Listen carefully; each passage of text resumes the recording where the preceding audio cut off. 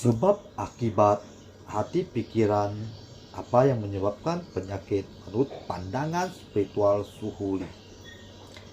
Dalam setiap fenomena di kehidupan ini selalu ada sebab yang melandasi sebuah akibat.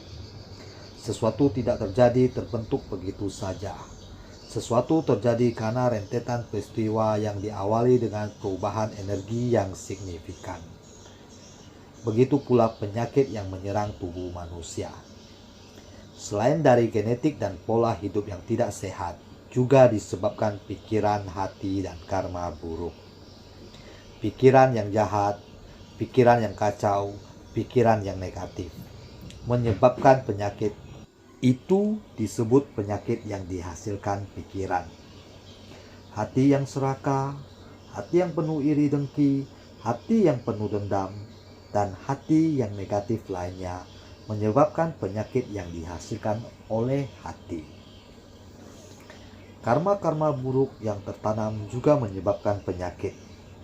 Jika penyakit pikiran, hati, dan karma buruk berakumulasi, maka terciptalah penyakit-penyakit berbahaya seperti kanker dan lain-lainnya. Apalagi ditambah genetika dan pola hidup yang tidak sehat, maka akan semakin memperparah penyakit tersebut. Satu saja penyakit yang dihasilkan dari pikiran atau dari hati atau dari karma buruk berakumulasi dalam diri seseorang, maka penyakit dan malapetaka akan datang. Apa Anda sering mendengar penyakit yang disebabkan genetik atau penyakit keturunan? Penyakit-penyakit seperti itu adalah penyakit karma buruk yang berakumulasi terlalu banyak sehingga menyebabkan penyakit itu menurun ke generasi selanjutnya. Sebagai bentuk akibat dari karma yang harus dibayar. Setiap orang terjalin dalam hubungan karma, apalagi hubungan keluarga. Itu terikat dengan karma yang sangat erat. Hubungan karma antara keluarga sangat erat dan kuat. Oleh sebab itu, karma dapat terhubung dari satu generasi ke generasi selanjutnya. Terhubung antar generasi, antar satu generasi ke generasi berikutnya. Pertanyaannya, bagaimana mengobati penyakit karena karma buruk atau karena pikiran atau karena hati? Tidak mudah, namun tidak juga sulit. Hanya perlu tekad dan keinginan yang kuat dan bantuan orang yang tepat.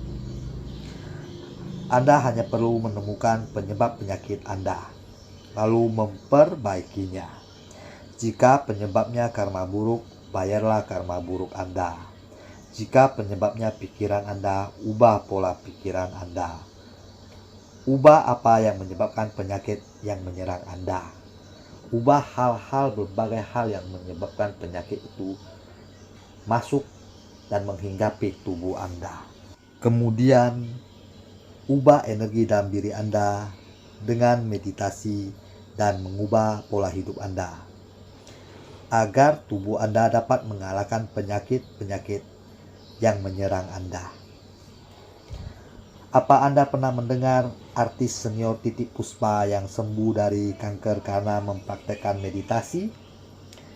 Atau Anda pernah mendengar mantra untuk mengubah molekul dan energi air untuk menyembuhkan berbagai penyakit? Anda dapat menonton video filsafat Taoisme saya yang berjudul Doa dan Mantra. Itu akan menambah pengetahuan teman-teman. Jadi dengan cara yang tepat, metode yang tepat, banyak penyakit dapat diobati. Namun bila sebuah penyakit terlalu lama dibiarkan, akan semakin sulit diobati, akan semakin berat untuk diobati. Hanya perlu keyakinan, kesungguhan. Jangan tunggu sampai tubuh kita ini sudah sekarat. Itu akan sangat sulit untuk melakukan penyembuhan pada penyakit yang kita derita, karena energi vitalitas dalam tubuh kita yang sudah sangat lemah. Saya akan membantu Anda, hanya perlu tekad dan keyakinan untuk mencapai kesembuhan. Kita akan berbagi berkah kebajikan kesembuhan untuk semua teman-teman, dengan kepercayaan, dengan keyakinan, dengan bantuan dari Tao Yang Maha Esa.